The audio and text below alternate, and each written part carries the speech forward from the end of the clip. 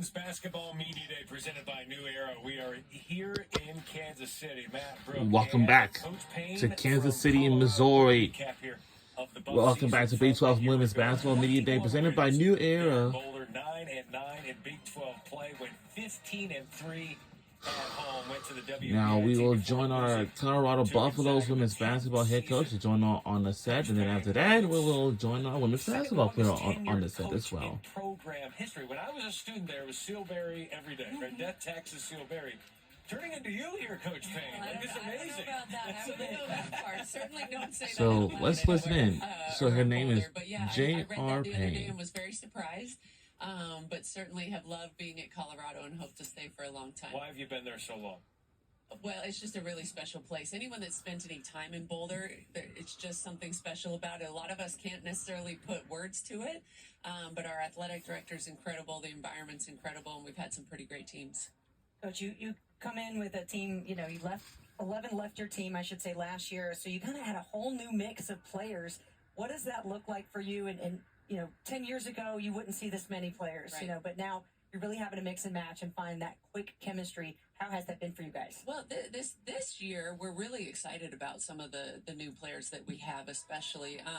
I think we did a great job this past spring, our staff did, of finding the right types of players. I always say the basketball's easy. If you need a shooter, find a kid that can shoot, but our culture is so important to us at Colorado and recruiting players that really value being a great teammate, having a great locker room, and wanting to be a part of a family, which we were able to do this year. Well, you're only one season removed from back-to-back Sweet 16s, which is pretty impressive. And I know when we were able to talk earlier, you said it was a lot about defense. And on your team this year, you have 3 players who are all conference defensive players in their own conferences. So talk a little bit about that blue-collar work ethic that Colorado's known for. Yeah, I mean, we're a program that's been built on that blue-collar work ethic. We've never had access to a bunch of 5-star McDonald's All-Americans, but we've continuously beaten those teams with our culture of just tough, hardworking, discipline, and things like that. So, yeah, we've never had a team with 3 all-conference defensive players.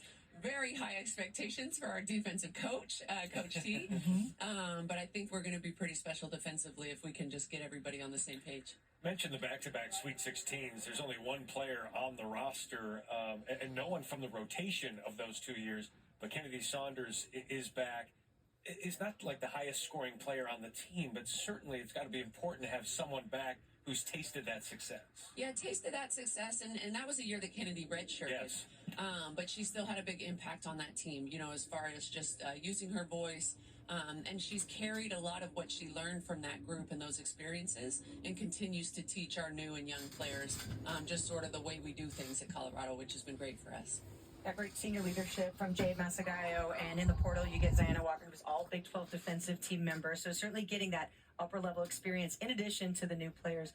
What are you counting on leadership-wise from Jade? What do you want to hear from her? Yeah, with Jade, she's so new to us still. She's only just entering her second season with us. The type of sort of explosive development that happened in just one season with Jade, we're expecting that same thing to happen again this year. Just continue to elevate her ability and her voice. We've been asking her, you got to lead this young group, and especially in the post-core, they're young around her. And so she's done a tremendous job. She'll never be the loudest kid in the gym. But she has a lot of experience to share, and she does a great job of sharing that on the sidelines, in the film room, in a lot of different ways. Well, one of your highly touted transfers is Anel Dutat. And tell me a little bit about what was the experience like having her here in the summer and then being a Buff and how it's going to translate into great offense and defense for your program? Yeah, AD, man. She was so good in practice yesterday, you guys. She was so good. I love that. Man, I'm just thinking about it. AD is one of the smartest young ladies I've ever coached. And I've coached a lot of really smart young ladies, but she's able to carry that kind of calm and poise and experience. Every single day she shows up to work, and gives tremendous effort. She's a great example for our young players of just what it looks like to be a pro. And how to carry yourself. So she's teaching these younger players how to compete, what it should look like. She's also pretty quiet, but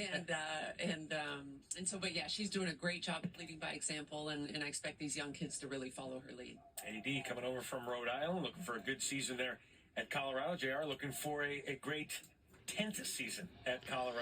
Great to Me have too. you. Yeah. Thank you so much. Thanks. Appreciate it. And now let's join our Colorado's Buffalo women's basketball player.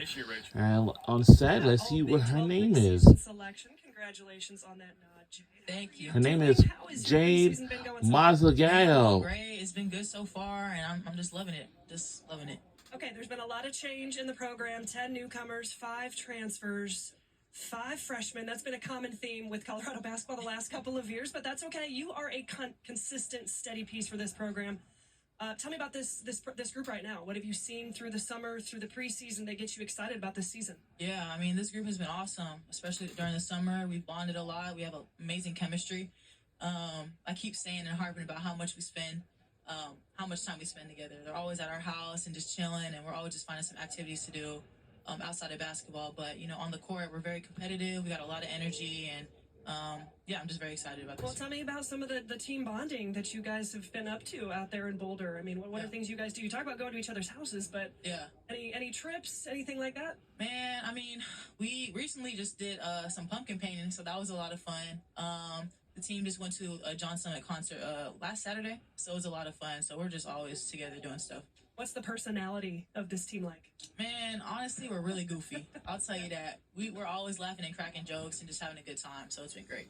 Okay, tell me a little bit about Buff Nation, that culture that head coach J.R. Payne was talking about. What does that culture and being a part of that program really represent for you? What does it mean to be a part of that? Yeah, I mean, I would definitely say that we have a standard. That would be, you know, being very tough and disciplined, doing what you're supposed to do, and you know, just doing what you're supposed to do, being fearless on the court, and just being tough. Jade, I appreciate you joining us here today. I'll see you back in Boulder. Wish you the best of luck this season. Thank you so much. I appreciate it. You guys? Unintentional pun there. I'll see